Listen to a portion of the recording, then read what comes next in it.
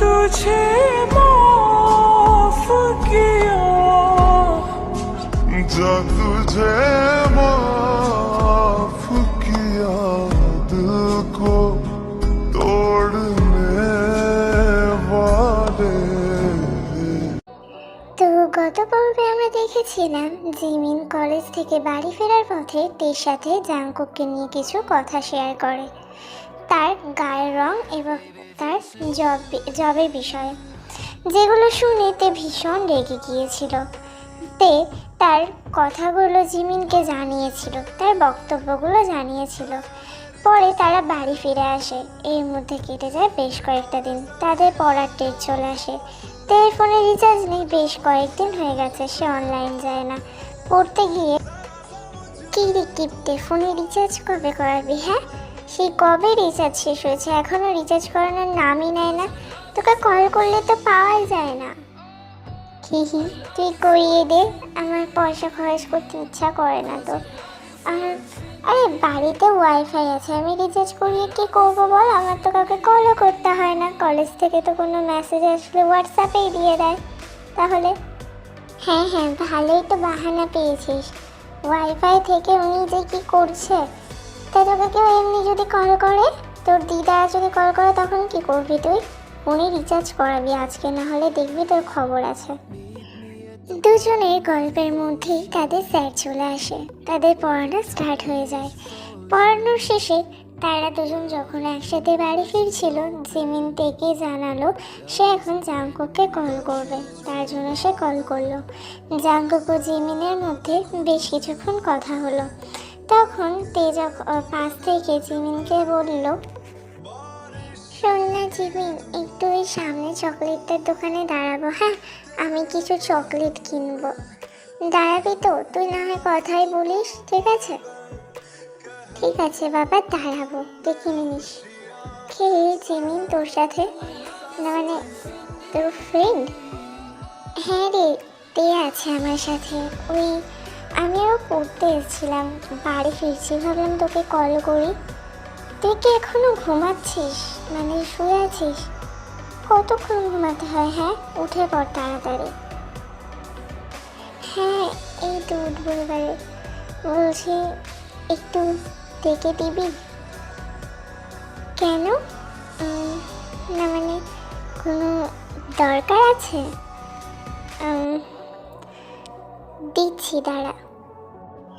জিমিনের প্রশ্নতে Jungkook কোনো উত্তর দিল না, সে চুপ ছিল। কারণ সে তার এই প্রশ্নের উত্তর কীভাবে দেবে, তার নিজের কাছে সেই উত্তর নেই। সে কেন একটা অচেনা মেয়ে একদিনে কথা বলা তাকে চাইছে। জিমিন শেষে ফোনটা থেকে দিল। হ্যালো, বলো।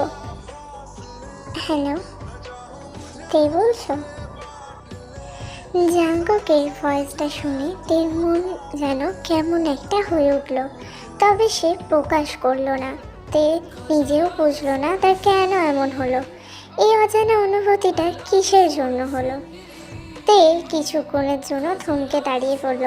পাশ থেকে জিমিন দেখে একটু অবাক হয়ে এক ঝলক থেকে নাড়িয়ে দিল। তে হোশে আসলে তখন জাংকুককে বলে, হ্যাঁ আমি তে। হাই, কেমন আছো তুমি? আর কী করছো এখন? আমি ভালো আছি, তুমি? জি, আমিও ভালো আছি। তে যেন ঠিকভাবে জাংকুকের সাথে কথাই বলতে পারছে না, তার কেমন একটা অজানা অনুভূতি কাজ করছে। কিছুক্ষণ কথা বলছে তো তার থেকে বেশিক্ষণ চুপচাপই আছে। জিমিন ব্যাপারটা বুঝতে পারলো না। এদিকে জাংকুক মাঝে মধ্যে হেলা হেলা করছে, তারপর তে হুঁশ আসছে। বা জিমিন একটু তেকে খোঁচা দিয়ে বলছে, কী রে, কী হলো তো? তখন তে, জাংকুক তুমি কি কিছু বলবে আমাকে, নাকি জিমিনের সাথে কথা বলবে? তেমন কিছু না, তুমি দেখলাম অনেকদিন অনলাইনে আসছো না, কী ব্যাপার? আর মেসেজ দিলে সিনও করো না, ব্যাপার কি?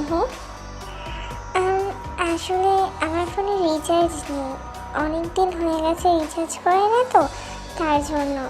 এমনি ওয়াইফাই আছে, তবে এমনি অন আসি না, তেমন কোনো রিজন নেই, ওই জন্য তোমার মেসেজও দেখা হয় না। এ না, জিমিনের সাথে কথা বলো। তে কথা বলার সাথে সাথেই ফোনটা নিয়ে জিমিনের কাছে দিয়ে দিল, কারণ তে বেশ বুঝতে পারছিল জিমিন রেগে যাচ্ছে, তার পছন্দ হচ্ছে না যে তে জাঙ্কুকের সাথে এমন হেসে হেসে কথা বলছে। তারপরে জিমিনকে ফোনটা দেওয়ার পর জিমিন কিছুক্ষণ কথা বলে ফোনটা রেখে দেয়। এরপরে জিমিন ওতে গিয়ে চকলেট কিনে তারা দুজনে বাড়ির পথে রওনা দেয়। তে বাড়ি ফিরে এসে দাদাকে রিচার্জ করতে বলে, তখন রিচার্জ তো হয়ে গেল, আমি কি করব সুধা, তোমার কথা যে খুব মনে পড়ছে, তোমাকে ছাড়া যে আমি খুব অসহায়, ফিরে এসো না।